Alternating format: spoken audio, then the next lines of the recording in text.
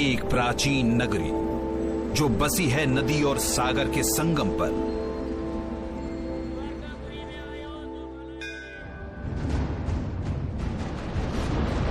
यहां समुद्र में छुपे हैं रहस्य सदियों पुराने।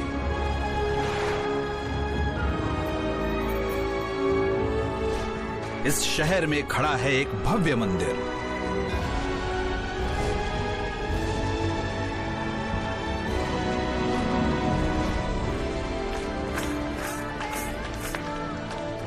जहां पूजे जाते हैं विष्णु के अवतार।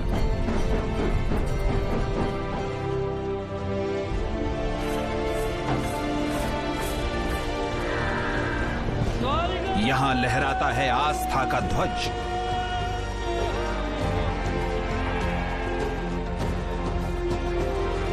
क्योंकि ये है देवस्थान।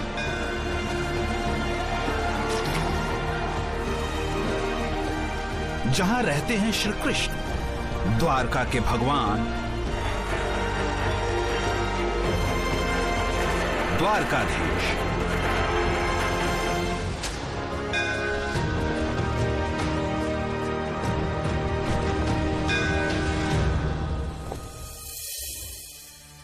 भारत विश्व की प्राचीनतम सभ्यताओं की भूमि।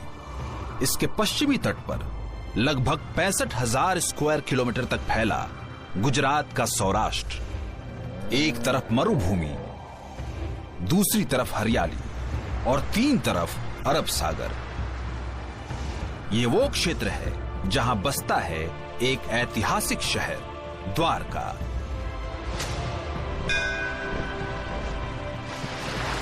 गोमती नदी और अरब सागर के संगम पर बसी,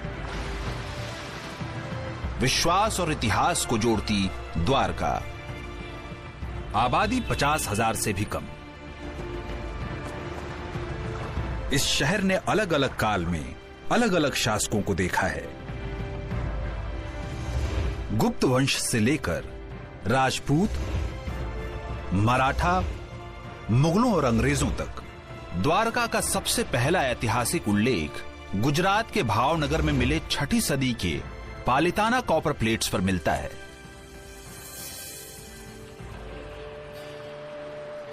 पर श्रद्धालुओं के लिए यह हमेशा देवभूमि रहा है। भारत के 4 धामों में से एक, 7 सबसे पवित्र नगर, सप्तपुरियों में से एक। हिंदू धर्म ग्रंथों के अनुसार इन सप्तपुरियों का भगवान से कोई न कोई नाता रहा है और आज भी यहां उनका तेज महसूस होता है। और द्वारका को तो इन ग्रंथों में मोक्ष का द्वार माना गया है। इसे श्री कृष्ण ने बसाया है। भगवान विष्णु के 8वें अवतार कृष्ण के कई नाम, कई रूप हैं और उनका हर रूप पूजा जाता है। उनका जन्म तो हुआ मथुरा के कारागार में, लेकिन उनके पिता वसुदेव ले गए उन्हें गोकुल उनकी सुरक्षा के लिए, जहां वो गाय चराते, माखन चुराते, राधा और गोपियों के साथ रास लीला रचाते बड़े हुए।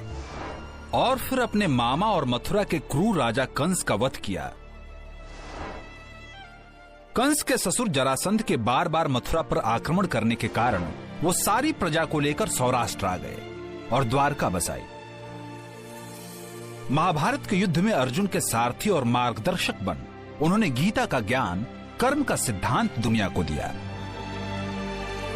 कृष्ण की ये कहानी पूर्वी भारत को पश्चिमी भारत से जोड़ती है। जो द्वारका के श्री कृष्ण हैं, ये महाभारत वाले कृष्ण हैं। ये वो कृष्ण हैं जो मथुरा छोड़ चुके हैं। जरासंध ने मथुरा को ध्वंस किया है, 18 बार उसे अटैक करके डिस्ट्रॉय कर दिया है। और फिर श्री कृष्ण घर छोड़ के पश्चिम की दिशा में मरुभूमि के उस तरफ एक द्वीप में घर बनाते हैं जिसे हम द्वारका कहते हैं। कहते हैं द्वारका बसाने के लिए कृष्ण ने समुद्र देव से जमीन ली और देवताओं के आर्किटेक्ट विश्वकर्मा से रातों रात द्वारका का निर्माण करवाया।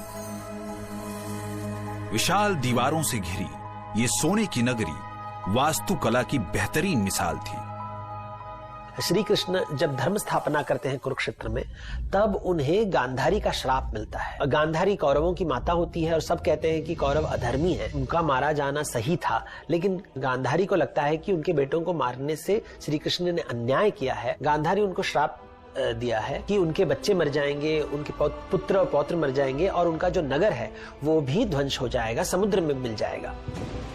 कहानी के अनुसार गांधारी के इस श्राप के 36 साल बाद विशाल लहरों ने द्वारका को नष्ट कर समुद्र में मिला दिया।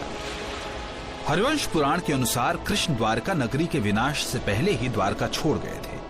इसके कुछ समय बाद वो मृत्यु लोक छोड़कर अपने परम धाम बैकुंठ चले गए। विकसित प्राचीन सभ्यताओं के समुद्र में विलीन होने की कहानियां बाइबल और ग्रीक कथाओं में भी मिलती हैं। 1979 में हुई एक आर्कियोलॉजिकल खोज ने लोगों को यह सोचने पर मजबूर कर दिया कि इन कहानियों में कहीं कोई इतिहास तो नहीं छुपा। क्या द्वारका के होने का वाकई कोई ऐतिहासिक सबूत था? Archaeologist doctor SR. राव और उनकी टीम इस तथ्य के प्रमाण ढूंढने लगी। What actually prompted me to undertake onshore and offshore excavation at Dwarka is the controversy that was raging about the date and historicity of Mahabharata. खोज की शुरुआत हुई द्वारका में मिले 9वीं सदी के एक विष्णु मंदिर के अवशेषों से। This prompted me to take further deeper excavation and ultimately I came across a 15th century BC settlement. ये खोज बढ़ते बढ़ते अरब सागर के अंदर तक पहुंच गई। इन खोजों में पुरानी इमारतों के अवशेष, गहने और बर्तनों के टुकड़े, पुराने लंगर और सील्स मिली। आज माना जाता है कि मोहनजोदारो और लोथल जैसे प्राचीन शहरों की तरह ही द्वारका भी हड़प्पा या सिंधु घाटी की विकसित सभ्यता का हिस्सा थी। दुनिया की सबसे प्राचीन सभ्यताओं में से एक हड़प्पा आज के पाकिस्तान के हिस्सों से लेकर गुजरात और उत्तर प्रदेश तक फैली हुई थी। एक बात तो स्पष्ट थी कि हजारों साल पहले भी हड़प्पा सभ्यता विश्व के अन्य हिस्सों से व्यापार कर रही थी। कहा जाता है सौराष्ट्र का लोथल दुनिया के सबसे पुराने बंदरगाहों में से एक था। सिंधु घाटी सभ्यता की सीपियों के गहने और सील्स इराक के मेसोपोटामिया के अलावा बहरेन और ओमान में भी मिले। पुराणों के अनुसार श्री कृष्ण ने भी अपने राज्य के सभी नागरिकों को पहचान के लिए सील्स दी थी। इन सील्स के अलावा द्वारका से करीब 33 किलोमीटर दूर एक द्वीप बेट द्वारका के पास 560 मीटर लंबी एक दीवार मिली है, जिसकी बनावट महाभारत के द्वारका विवरण से मिलती है। महाभारत के हिसाब से दीवारों में 50 बुर्ज थे। आर्कियोलॉजिस्ट को करीब 30 बुर्ज मिल चुके थे। द्वारका के अवशेष हड़प्पा काल के अंतिम दिनों यानी 4000 से 3500 साल पुराने हैं। इतिहासकारों के हिसाब से महाभारत का काल भी यही था। Present findings corroborate the description of the city of Dwarka as given in the Mahabharata that it was a Varidurga, that is, a fortress in water. The existence of the ancient city of Dwarka in 1500 BC and its submergence as stated in the Mahabharata have been proved. Krishna की डूबी हुई द्वारका की एक और कहानी 2001 में सामने आई। गुजरात के खंबाट की खाड़ी में हुई पुरातत्व की खोज के द्वारा। हालांकि यहां मिले अवशेषों का 9000 से लेकर 13000 साल पुराने होने का अनुमान लगाया गया है। कुछ विशेषज्ञों का मानना है कि ये अवशेष अपने साइज और बनावट की वजह से द्वारका नगरी के हो सकते हैं। सालों साल चली इन खोजों से अलग अलग निष्कर्ष निकाले गए, पर द्वारका का असली रहस्य शायद समुद्र के अंदर ही रह गया है।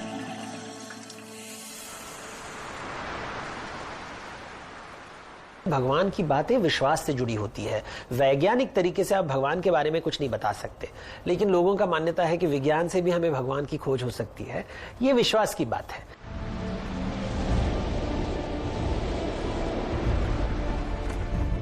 द्वारका ओखा मंडल का हिस्सा है। यहां समुद्र के तटों का कटना, भूकंप और तेज समुद्री हवाएं बड़ी आम बात है। इसी वजह से द्वारका की इमारतें काली और कमजोर पड़ जाती हैं, पर यहां विश्वास और आस्था कभी कमजोर नहीं पड़ते।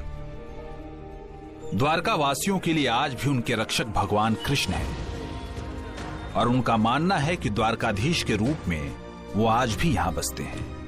श्री द्वारकाधीश है तो हम हैं, और हम हैं तो श्री द्वारकाधीश है। जय द्वारकाधीश। द्वारकाधीश जी है तो सब खुश है। कृष्ण के चाहने वाले हर युग में, हर उम्र के मिलते हैं। मेरा नाम झील है और झील का मतलब नदी है। द्वारकाधीश हमारे इष्ट देव हैं, वन हमारे प्राण में ही बसे हुए हैं। ब्राह्मण परिवार में जन्मी झील ने सिविल इंजीनियरिंग की पढ़ाई की है। मॉडर्न होने का मतलब ये नहीं है कि हम अपनी सांस्कृतिक, हमारी पारंपरिक जो भी है वह हम भूल जाएं। हम मॉडर्न भी है और भगवान को बहुत मानते भी हैं। झील जैसे द्वारका वासियों के सामाजिक और आध्यात्मिक जीवन का केंद्र है ये भव्य द्वारकाधीश मंदिर।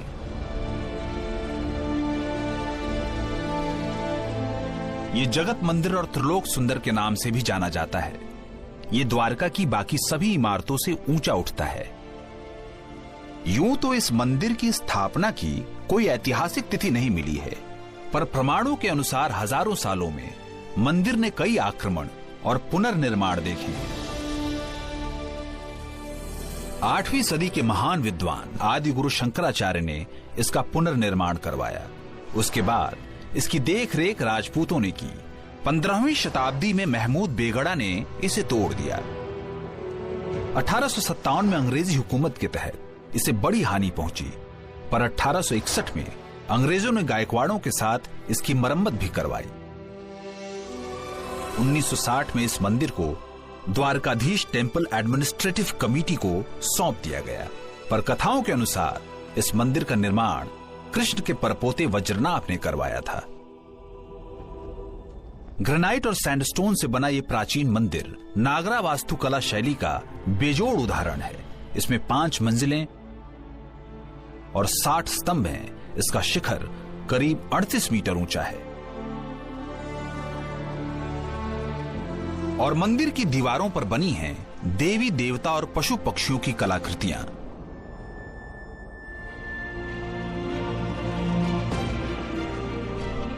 इस भव्य राजसी मंदिर के अंदर विराजित द्वारकाधीश की प्रतिमा को द्वारकावासी किसी राजा की तरह ही पूजते हैं।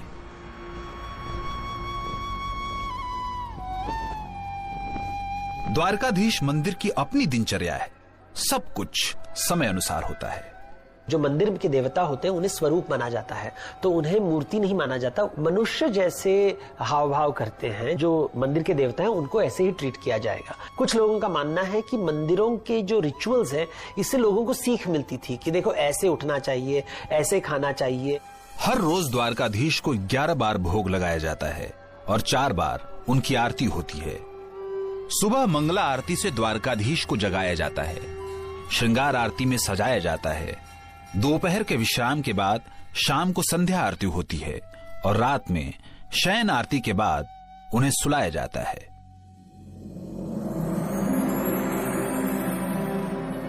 सुबह की मंगला आरती के बाद भगवान कृष्ण जाग गए हैं। उन्हें 2 भोग लग चुके हैं और उनके दर्शनार्थियों की संख्या बढ़ने लगी है। द्वारका की गलियों में तुलसी माला बेचने वालों की भीड़ लगी है। कृष्ण की पूजा में तुलसी का बड़ा महत्व है। माना जाता है कि तुलसी कृष्ण की पत्नी होने के साथ साथ प्रेम का प्रतीक है। हरे कृष्णा हरे कृष्णा। 9:30 बज रहे हैं। समय है द्वारकाधीश के श्रृंगार का, जिसमें उन्हें राजा की तरह सजाया जाएगा। भक्त बेसब्री से इंतजार कर रहे हैं इस क्षण का। और आखिरकार खुल गए हैं पट। द्वारकाधीश अब उनके सामने हैं। बद्रीनाथ में पिंडदान का महत्व है, रामेश्वर में जल का महत्व है, इसी तरह द्वारका में श्रृंगार का महत्व है। राजा है, राजा की तरह लाड लडाना पड़ेगा। द्वारकाधीश का श्रृंगार विभिन्न रंगों के रेशम के वस्त्रों, फूलों और रत्नों से किया जाता है। आमतौर पर हर रोज इस मंदिर में करीब 10,000 लोग आते हैं, पर कृष्ण के जन्म उत्सव जन्माष्टमी पर यह संख्या बढ़कर 1.5 लाख हो जाती है।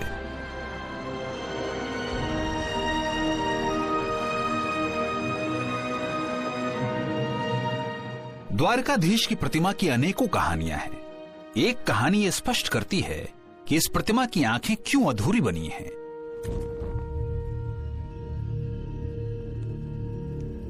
इस कथा के अनुसार यह प्रतिमा सावित्री बाव यानी कुएं में मिली थी। 15वीं शताब्दी में मुस्लिम आक्रमणकारियों के डर से पंडितों ने इस प्रतिमा को कुएं में छुपा दिया। कहते हैं कई साल बाद कृष्ण एक ब्राह्मण के सपने में आए और मूर्ति को कुएं से एक निर्धारित समय के बाद निकालने का आदेश दिया। ये सुनते ही वो ब्राह्मण बेताब हो गए और उन्होंने मूर्ति को समय से पहले ही कुएं से निकाल लिया। इसलिए इस प्रतिमा की आंखें पूरी तरह से बन नहीं पाईं और आज भी आधी बंद दिखती हैं।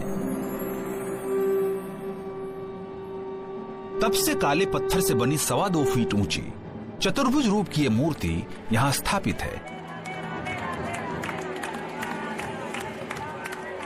चतुर्भुज रूप कृष्ण का सबसे भव्य रूप माना जाता है।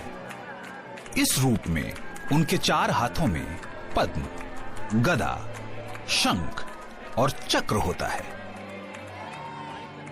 यहाँ के दर्शन का महिमा बहुत ज्यादा, जो कोई यात्री जाता है अभिभूत हो जाता है, वो एकदम चकाचौंध हो जाता है।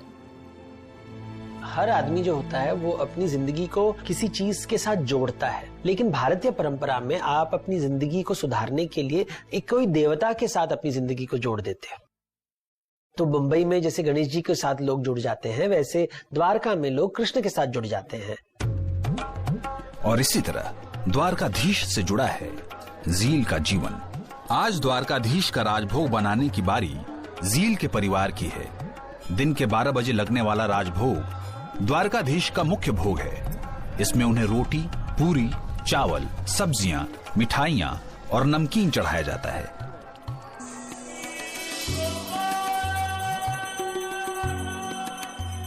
और जन्माष्टमी के दिन तो 50 से भी अधिक व्यंजन बनते हैं, जिसे महाभोग कहा जाता है। दोपहर के 1 बज रहे हैं। अब पट बंद होंगे। भोग के पश्चात समय होता है द्वारकाधीश के विश्राम का, अनुसार का। दोपहर को हम मंदिर जब बंद होता है, हम फ्री होते हैं, तो अब हम यहीं पे मंदिर में आराम कर लेते हैं, घर पे नहीं जाते हैं। झील की तरह द्वारका शहर अपने इष्ट देव से जुड़ा है। द्वारकाधीश जागते हैं तो द्वारका जागता है, वो सोते हैं तो ये भी सो जाता है।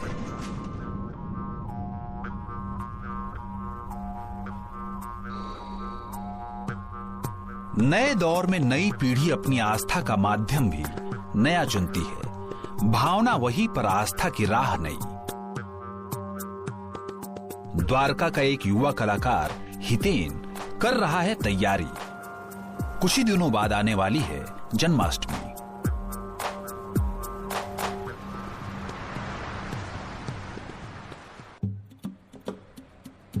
द्वारका कृष्ण भक्तों की नगरी है।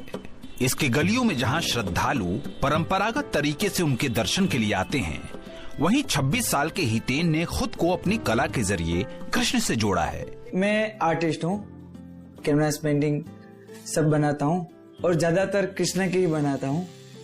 साथ में मैं टैटू आर्टिस्ट भी हूँ।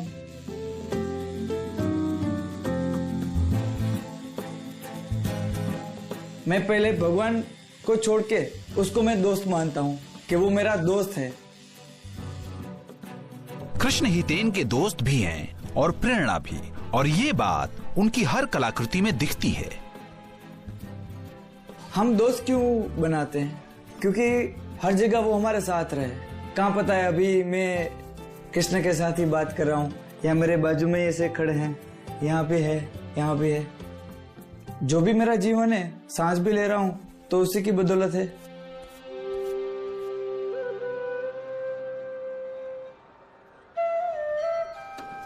शाम के 5 बज चुके हैं। समय है द्वारकाधीश मंदिर में उत्थापन का, द्वारकाधीश के जागने का। द्वारकाधीश का मंदिर है, यहाँ के दर्शन जो है बहुत प्रचलित है। और जब शंख की, धूप की, अग्नि की आरती जब शुरू होती है कि यात्री उस आरती में मोहित हो जाता है।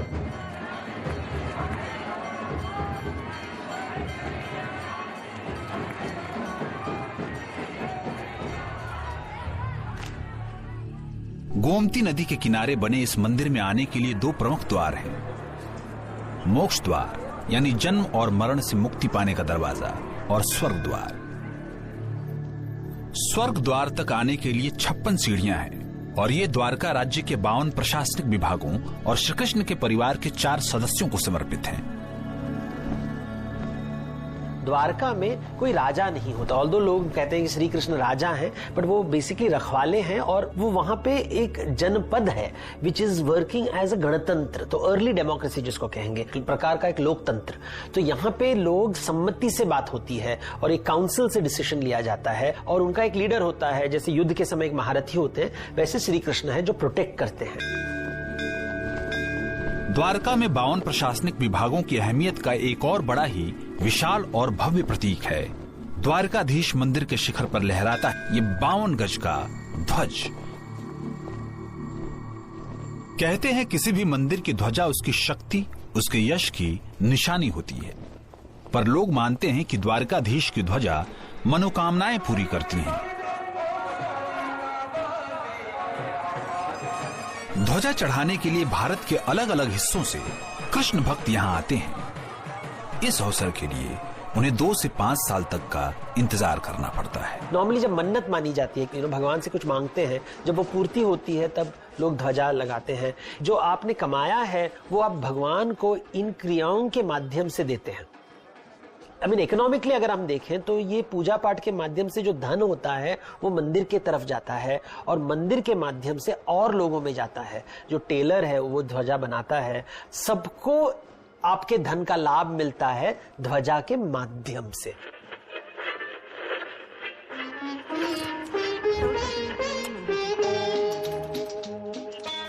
द्वारकाधीश की ध्वजा बनाने का काम 1962 से एक परिवार करता आ रहा है।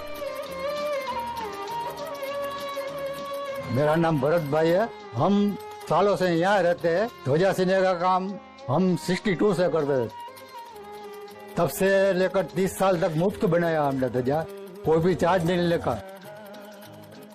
मेरा पिताजी ने सोचा कि ये लोग बाहर से आते हैं, थोड़ी सेवा मैं भी कर सकता हूँ, इसलिए उसने पैसा नहीं लेता था। पूरे दिन में 5 ध्वजा बनाते तो और काम तो होता नहीं, कोई मुफ्त में बनाते तो, इसलिए हमने पैसा लेना शुरू कर दिया।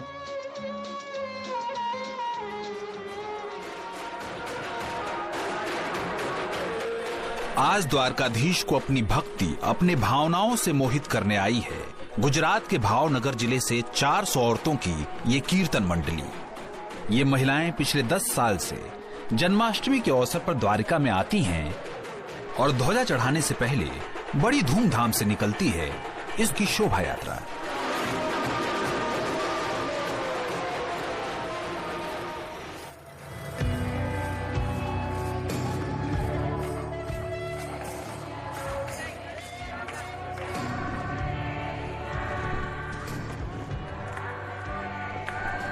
एक सेकंड अब पूरा गिनते हैं इन लोग, ये क्या कब हमारा ध्वजा चढ़ेगा। 1 वर्ष की तैयारी आप खाती हो। 1 ईयर से उन लोग तैयारी कर रहे हैं। जिस पल के लिए पूरे साल इन्होंने संजोई है अपनी आस्था, वो लम्हा अब आने को है। इस ध्वजा को मंदिर के शीर्ष पर लहराने का काम पिछले 7 पीढ़ियों से एक अबोटी ब्राह्मण परिवार कर रहा है। हम लोग रोजाना 5 झंडा चढ़ता है, पारी पारी सब लोग भाई लोग जाते हैं। 15 साल का था ना मैं छोटा, तब हमारे दादाजी के साथ जा रहा था, तभी से मैं जा रहा हूँ। मिनिमम 25-30 साल के ऊपर हो गया। भगवान के भरोसे के ऊपर जाते हैं। ऊपर जो देवी माँ का मंदिर है ना, उसको दर्शन करके फिर ठाकुर जी को दर्शन करके ऊपर दर्शन करके ऊपर जाते हैं।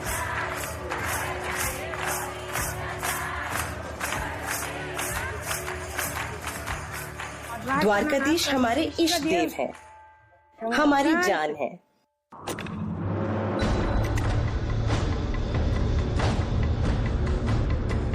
त्रिवेदी जी की आस्था इतनी अटूट है कि बिना सुरक्षा साधनों के वो द्वारकाधीश के करीब 38 मीटर ऊंचे शिखर पर दिन में कई बार ध्वजा लहराते हैं।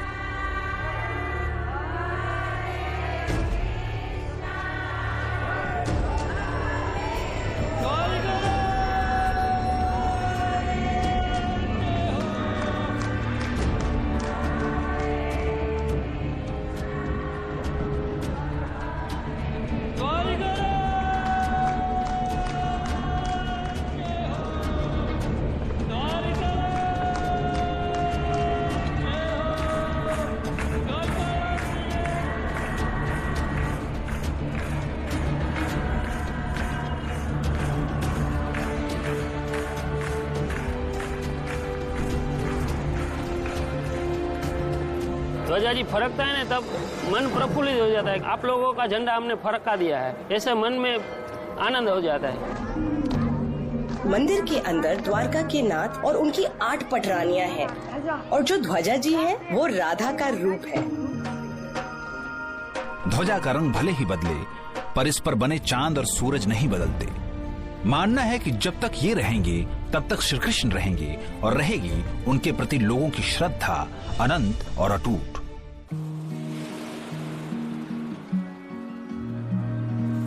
द्वारका में कोई भक्ति में डूबा प्रेम लिए आता है तो कोई अपने घर की ख्वाहिश। यहाँ अरब सागर के किनारे जिसे जैसा घर चाहिए वो वैसा घर बनाता है, पत्थर पर पत्थर सजाकर। हर पत्थर एक मंजिल का प्रतीक है, जिसे जितने फ्लोर चाहिए वो उतने पत्थर लगाता है।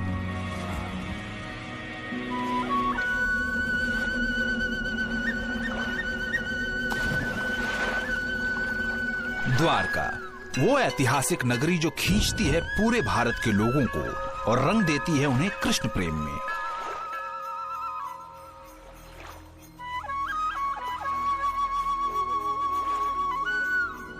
राजाओं ने भारत का निर्माण नहीं किया है, ब्राह्मणों ने भारत का निर्माण नहीं किया है, यात्रियों ने, भक्तों ने भारत का निर्माण किया है। तो तीर्थों को जोड़ जोड़ के भारत बनाया गया है और धामों को जोड़ के भारत बनाया गया है, और यही विश्वास हमें जोड़ता है। 1000 साल पहले भी विश्वास ने भारत को जोड़ा था, आज भी विश्वास से ही बात बनती है। इसी विश्वास का दामन पकड़कर दिल्ली के संजय और नीना सिंह निकल पड़े हैं 4 धाम की यात्रा पर। और द्वारका आने के लिए इन्होंने चुना है जन्माष्टमी यानी कृष्ण के जन्मोत्सव का समय। पहले हम द्वारका आए क्योंकि यही मोक्ष का द्वार कहा जाता है, और जन्माष्टमी से अच्छा अवसर और कोई लगा नहीं हमें। द्वारका धाम घुसते ही हमें ऐसा लगा जैसे हम द्वारका ही नहीं गोलोक धाम में पहुंच गए हैं। द्वारका 4 धामों में से एक है। इन धामों की स्थापना का एक विशेष उद्देश्य था। मध्यकालीन भारत यानी मिडिवल इंडिया के शुरुआती दौर में बट रहे हिंदू धर्म को जोड़ना। 8वीं सदी के महान विद्वान आदि शंकराचार्य ने भारत की इन्हीं 4 दिशाओं में मठों की स्थापना की। उत्तर भारत में बद्रीनाथ धाम है, पूरब में जगन्नाथ जी हैं, दक्षिण में रामेश्वरम और पश्चिम में द्वारकाधीश है। और लोग कहते हैं कि विष्णु भगवान जो हैं वो ध्यान लगाते हैं बद्रीनाथ धाम में, वो भोजन करते हैं जगन्नाथपुरी में, नहाते हैं रामेश्वरम में और द्वारकाधीश में राज करते हैं। ये भारत के 4 कॉर्नर्स को मैप करता है। ये मठ आज भी हिंदू धर्म और वैदिक शिक्षा परंपराओं के केंद्र हैं।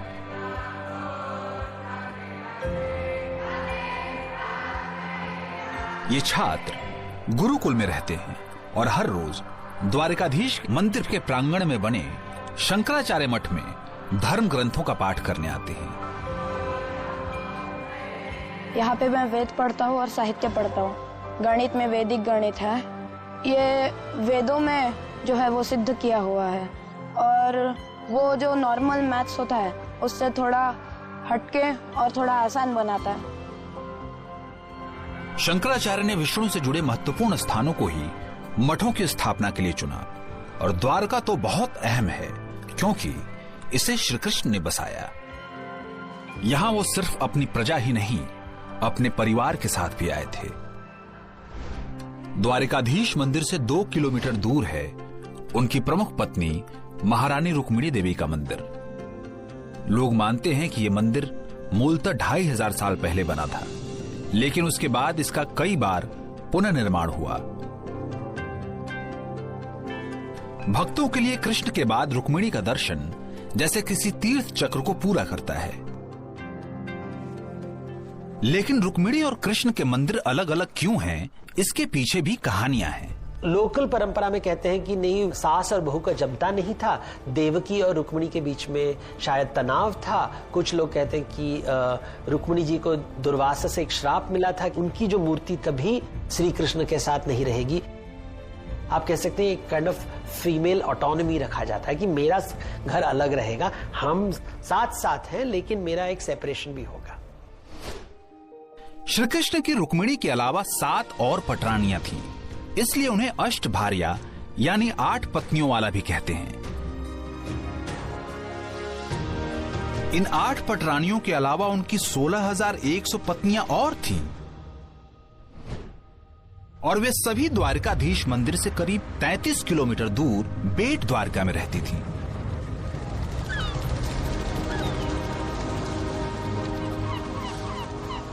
लेकिन बेट द्वारका एक और वजह से मशहूर है। 500 साल पहले जब मुगल सल्तनत थी और राजपुताना में एक राजकुमारी थी जिनका नाम था मीराबाई, और उन्होंने कहा कि मेरे जो सच में पति हैं वो श्री कृष्ण हैं, और उन्होंने श्री कृष्ण के भक्ति काव्य बहुत लिखे थे और उन्होंने अपने घर को छोड़कर वृंदावन गए, मथुरा गए, और उन कहते हैं कि लास्ट में वो द्वारका गई और वहां पे वो मूर्ति में विलीन हो गई।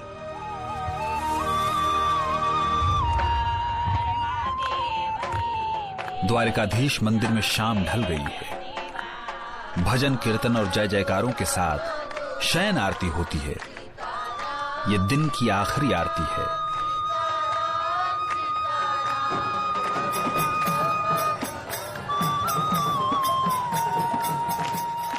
द्वारका के राजा का आराम करने का समय हो गया है। कल का दिन है बड़ा खास, कृष्ण जन्माष्टमी का, और पूरी द्वारका का एक अलग ही रूप नजर आएगा।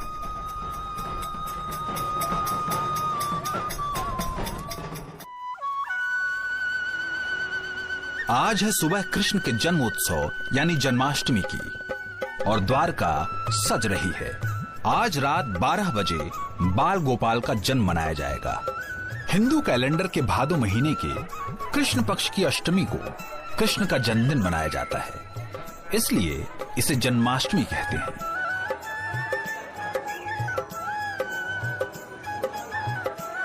पर्यटन पर आधारित द्वारका का जन्माष्टमी के दिन मंजर ही अलग होता है।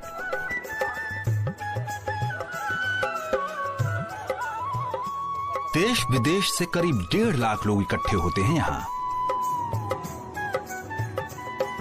द्वारका का सबसे बड़ा उत्सव है जन्माष्टमी, इसलिए पुलिस और प्रशासन 1 महीने पहले से ही इसकी तैयारी शुरू कर देते हैं।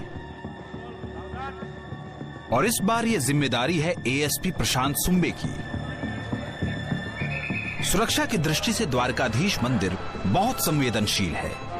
यह अंतर्राष्ट्रीय समुद्री सीमा के करीब है और यहाँ भारत की वाइटल इंस्टॉलेशंस भी हैं। इसलिए द्वारकाधीश मंदिर की सुरक्षा में पूरी सतर्कता बरती जाती है। और आज जैसे जन्माष्टमी है तो लगभग 2 दिन में 1 लाख भाविक यहाँ पे आएंगे, तो एक हमारे लिए एक चैलेंज होता है बहुत बड़ा। स्थानीय पुलिस ने आज यहाँ 550 पुलिसकर्मी और 60 ऑफिसर्स को तैनात किया है। मैं मानता हूँ कि आज जन्माष्टमी दिन के हम यहाँ पे है, लोगों का दर्शन करवा रहे हैं। उनका दर्शन अच्छे से हो जाए, इससे बड़ी बात तो हमारे लिए कोई होती नहीं है।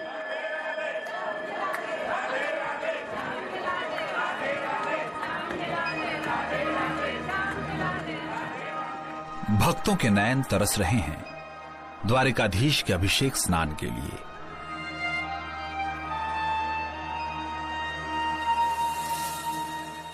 जो वर्ष में सिर्फ 2 ही बार दिखता है, जन्माष्टमी और ज्येष्ठ पूर्णिमा पर। द्वारकाधीश का अभिषेक स्नान पंचामृत यानी 5 अमृत जैसे द्रव्यों से होता है, और ये 5 हैं दही, घी, दूध, मधु और चीनी।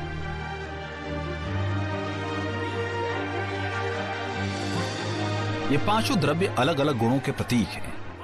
पंचामृत के अलावा श्री कृष्ण को केसर और भारत के अलग अलग तीर्थ स्थलों से लाया गया जल भी चढ़ाया जाता है।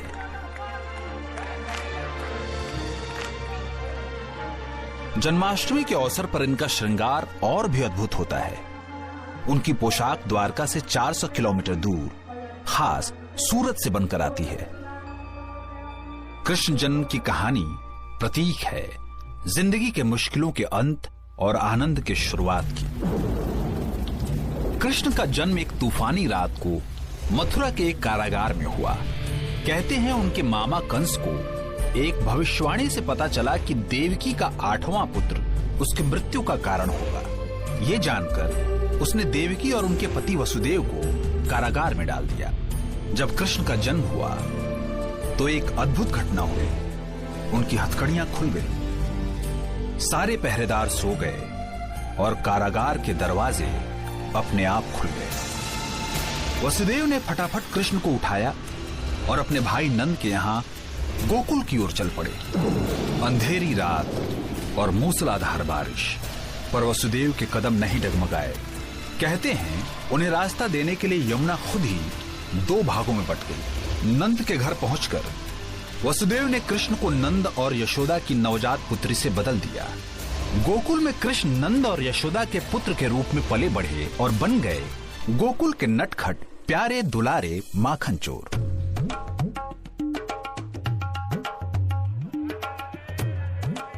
छोटे से कान्हा को माखन और मिश्री से इतना प्रेम था कि वो दूसरों के घरों से माखन चुरा लेते, इसलिए उन्हें माखन चोर भी कहा जाता है।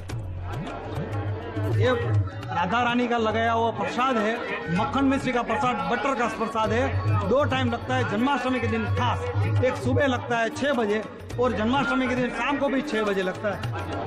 बोल श्री द्वारकाधीश भगवान की जय। जय द्वारकाधीश। जन्माष्टमी का भोग बड़ा ही खास होता है। जील और अन्य औरतें बड़े ही प्रेम से बनाने में लगी हैं आज का भोग।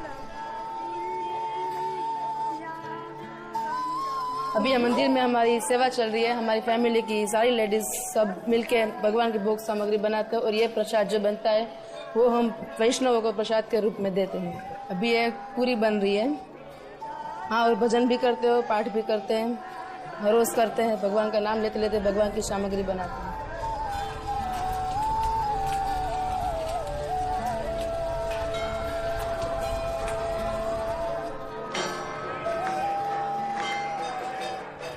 आज के उत्सव पर द्वारकाधीश की मनपसंद 50 से भी अधिक व्यंजन और मिठाइयां उन्हें बड़े ही प्रेम से महाभोग के रूप में अर्पण की जाती हैं।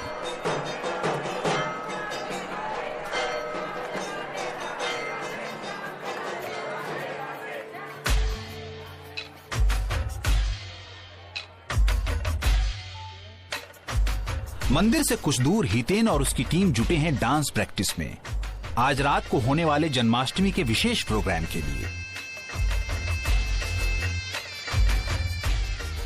अभी की जो जनरेशन है वो ऐसे सोचते हैं कि पूजा करने से भगवान मिलते, ऐसा जरूरी नहीं। भगवान तो ऐसे भी मिल सकते हैं हमें, जरूरी नहीं कि माला लेके हम चले।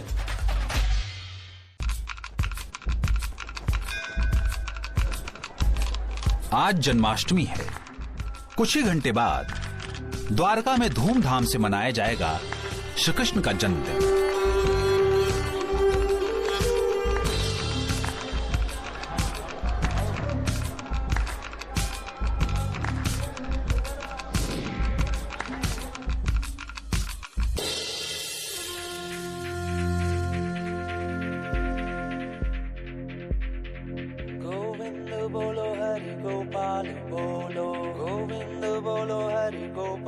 हितेन अपने परफॉर्मेंस के लिए तैयार हो रहा है। वो अपने मित्र कृष्ण के नाम अपना नृत्य पेश करेगा ठीक रात 12 बजे। मैं इतना ही ख्वाहिश रखता हूँ कि मेरी भी आइडेंटिटी हो तो कृष्ण के साथ हो।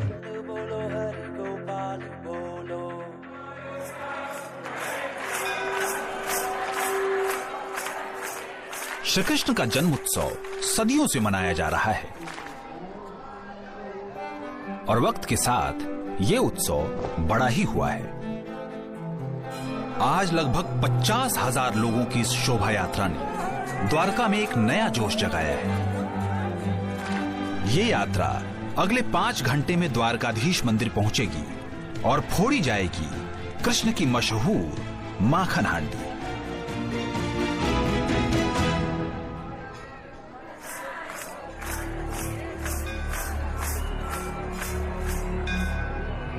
बारह बजने वाले हैं। सुरक्षा व्यवस्था के अंतिम मुआयने के लिए डिस्ट्रिक्ट कलेक्टर मंदिर पहुंच गए हैं। टेम्पल कैंपस में we have open police control room just to help the devotees. Health control room है, information centre has also been open.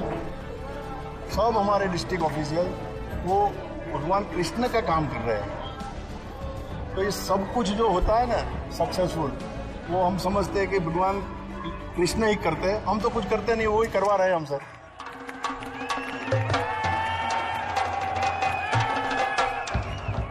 नटखट गोपाल की माखन हांडी फोड़ने की लीला के बिना जन्माष्टमी का उत्सव कहां पूरा होता है। इसलिए द्वारकाधीश मंदिर से कुछ किलोमीटर दूर दोहराई जा रही है ये प्रथा।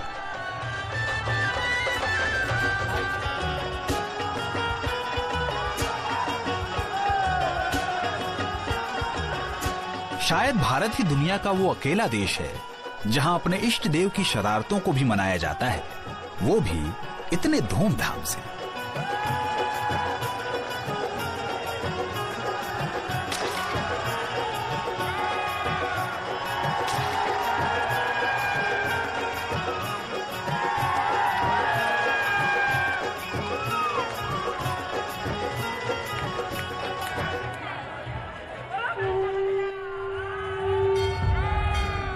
बारह बजने में श्री कृष्ण के जन्म में अब कुछ ही क्षण बाकी हैं। भक्तों की नजरें कर रही हैं इंतजार, कब खुलेंगे द्वार, कब होंगे दर्शन बाल गोपाल के।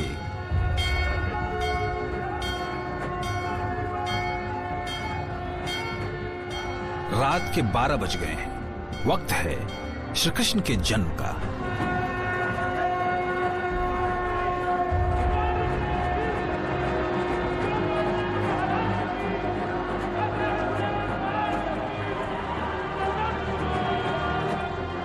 इस समय लोग जब सेलिब्रेशन करते हैं, भगवान को बच्चे के रूप में देखते हैं और अपने आप में वात्सल्य रूप को जगाते हैं ताकि हम भगवान से जुड़ जाएं।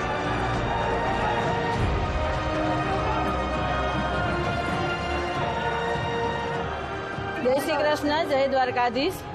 सभी लोगों को श्री कृष्ण जन्म महोत्सव की हमारी तरफ से बहुत बहुत बधाई। अभी भगवान का जन्म हुआ है 12 बजे। सभी ने मिलके जो तैयारियां की, महाभोग बनाया है, इसका हमें बहुत बहुत हर्ष उल्लास है।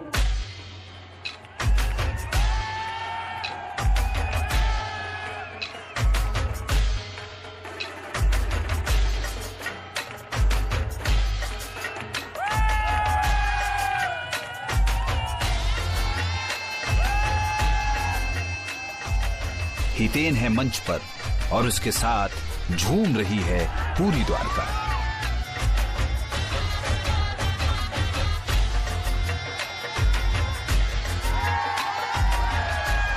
भारतीय परंपरा में लोग अपनी जिंदगी का आधार देवताओं से जोड़ देते हैं। ये जो मॉडर्न युग है, टेक्नोलॉजी की युग है, यहाँ से सुख थोड़ी ना प्राप्त होता है। लास्ट में आपको आधार, आपको विश्वास से आता है। और ये कह सकते हैं एक फॉर्म ऑफ इंडियन थेरेपी, एक स्पिरिचुअल थेरेपी है। हम मंदिर के रिदम के साथ अपनी जिंदगी के रिदम को जोड़ देते हैं। ये विश्वास भारत के अरबों लोगों की ताकत है, मुश्किल समय में उनका सहारा है, क्योंकि अपने करोड़ों भक्तों के लिए श्री कृष्ण जन्म लेते रहेंगे अधर्म के नाश के लिए हर साल अनंत काल तक।